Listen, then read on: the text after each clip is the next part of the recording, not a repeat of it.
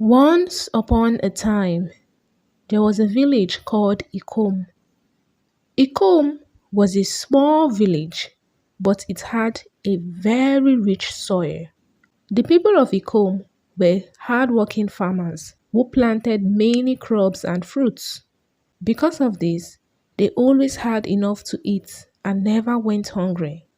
In another village far from Ikom, there lived a powerful king named Udemba. When King Udemba heard about the riches of Ikom, greed filled his heart. He wanted to take their crops and wealth for himself. So he sent his strong warriors to Ikom, ordering them to gather the villagers' harvests.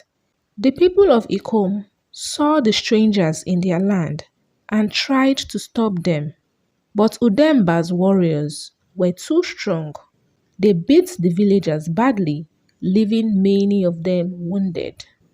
King Maduka, the king of Ikom, watched as his people suffered. His heart was full of sorrow, and he felt helpless. His village was small, and he had no warriors to protect his people. That night, King Maduka could not sleep. His heart was heavy, and tears filled his eyes. He fell to his knees and cried out to the gods. With a voice full of sorrow, he begged them to help his people. The next morning, King Maduka opened his eyes and saw an old woman standing beside his bed. The king was surprised. There were guards outside his hut, so he wondered how she got in. He sat up, staring at her with confusion. The old woman told the king that she had heard him crying in the night and had come because the king was troubled and needed help. Slowly, she opened her small bag and brought out a golden object. She stretched out her hand and told the king to take it, and he did. She told him that the object was called the Golden Offer of Justice. Whoever held it could command justice, and no enemy would be able to harm them. She told the king that all he needed to do was to speak to the offer, and the enemies of Ikom would never be able to attack again. The king's hands shook as he held the offer, wondering if it could really protect the village from harm. Before leaving, the woman told the king that every 25 years, the people of Ikom must hold a festival in her honor. And just like that, before the king could even say another word, the old woman disappeared into thin air. King Maduka, still looking at the golden offer, decided to speak to it. He commanded the offer to stop King Udemba from troubling the people of Ikom. As soon as he finished speaking, the air became still and the room felt different, as if something powerful had just happened. He carefully wrapped the offer in a cloth and hid it in a safe place inside his hut, making sure no one would ever see it. From that day, King Udemba and his warriors never returned to Ikum. The people were afraid at first, thinking he would attack again. But days passed, then weeks, then months. One full year went by, and no one came to trouble them. One day, King Maduka became sick, and despite receiving treatment from the best herbalist, his sickness grew worse. One evening, he sent for his son, Uchenna. With shaking hands, he placed the golden offer in his son's hands. With a low and slow voice, he told Uchenna how the offer had saved their people and that it must always be kept safe. Just as he was talking, his voice suddenly stopped. His breath became slow and his body became still. King Maduka had died. A few weeks after his father's death, Uchenna was crowned king. He had gotten married before the coronation, and months later, his wife gave birth to a boy, and they named him Unduka. Over 20 years later, Unduka had grown into a handsome young man, admired by almost every maiden in the village. This was supposed to make him proud, knowing he was good looking, but instead, he found it annoying.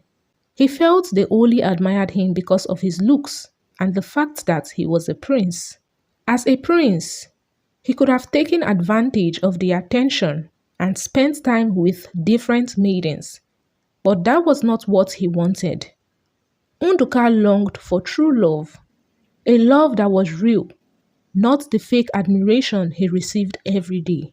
He wanted someone who would love him for who he was, not just because he was a prince. There was one maiden he had feelings for. Her name was Ugomma. She worked in the palace as one of his mother's maids.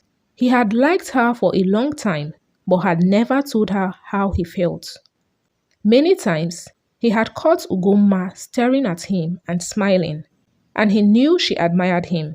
It was a good thing, but a part of him felt that Ugomma didn't truly like him, that she was just like other maidens, only drawn to him because of his looks and his royal status. These doubts made him keep his feelings to himself, never letting her know that he cared for her. One day, Prince Unduka fell seriously ill. Days passed and his condition only got worse. His parents invited different herbalists to treat him, but none of them could cure him. Even worse, none of them could explain what was wrong with him. King Uchenna began to suspect that his son's illness was not ordinary. He believed it might be spiritual, so he sent for the village chief priests. When the chief priest arrived, he performed incantation. After a long moment, he told King Uchenna that his late father, King Maduka, had made a promise to a witch many years ago. The promise was to hold a festival every 25 years to celebrate her. King Uchenna was confused. He had never heard about any festival. He wondered why his father never told him such an important thing. The chief priest explained that the festival was a way of showing gratitude to the witch for giving him the golden offer. When the chief priest mentioned the offer, memories came rushing back. He suddenly remembered the day his father gave him the golden offer on his sickbed. His father had been weak, struggling to speak, and he died while talking. Now, King Uchenna realized that his father had died before telling him about the promise. Tears filled his eyes as he turned to the chief priest and begged for mercy. He explained that he had not broken the promise on purpose, that his father's death had left him unaware of the festival.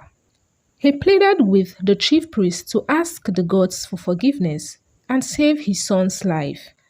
After a while of chanting, the chief priest turned to the king and told him that the only thing that could save the prince was a kiss from a maiden who truly loved him.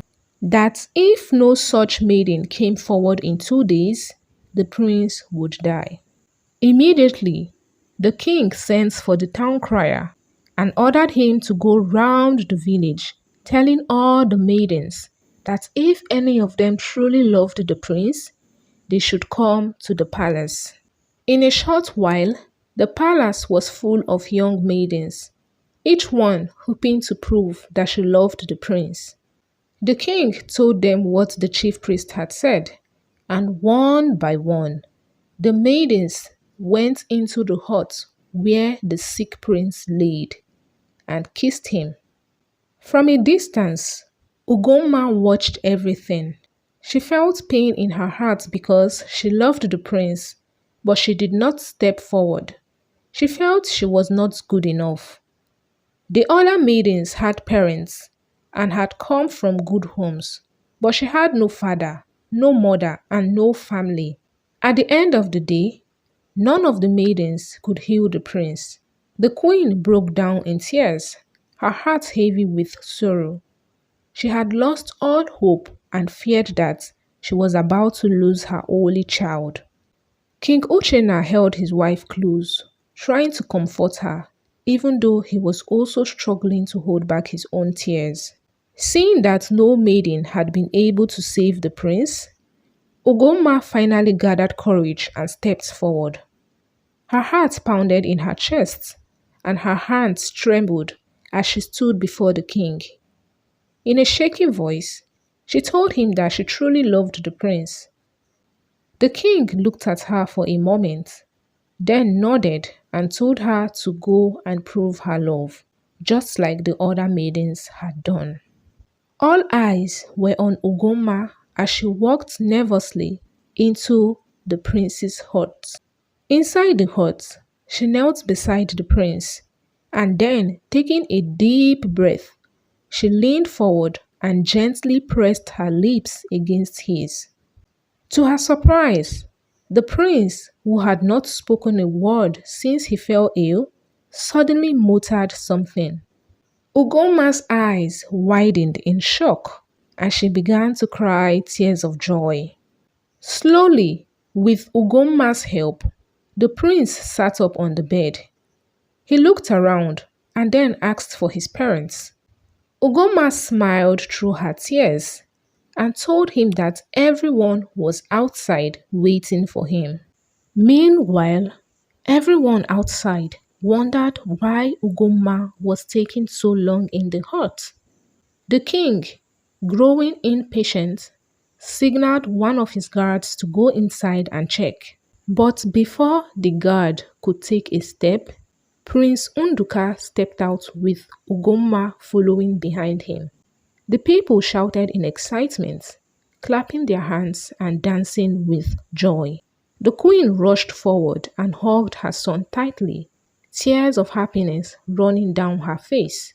The king, too, could not hide his joy as he placed a hand on his son's shoulder, grateful that he was well again.